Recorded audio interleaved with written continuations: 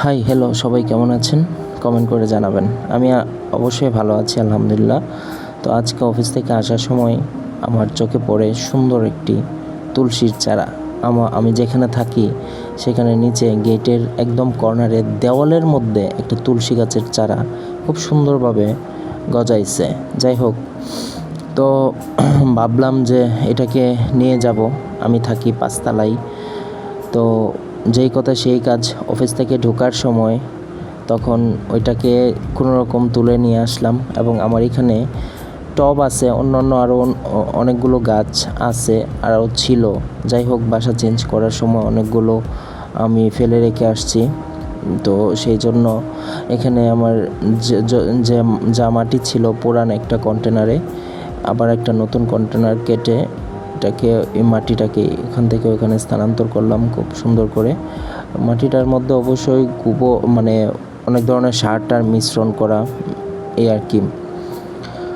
তো অন্যান্য গাছের মধ্যে কচু গাছ আছে, ড্রাগন আছে, তারপরে কাঁচামরিচের গাছ আছে, তারপরে হচ্ছে অন্য একটা ভিডিওতে আপনাদেরকে দেখাবো ইনশাল্লাহ। তো এই যে আমার মাটিটা আসলে অনেকটা কেমন জানি শক্ত শক্ত হয়ে গেছে, তো এটা একটু কচলায় নিলাম। এবং সময় স্বল্পতার জন্য একদম সন্ধ্যা হয়ে যাচ্ছিল, তাই এটাকে খুব তাড়াহুড়ো করে লাগানোর চেষ্টা করতেছিলাম।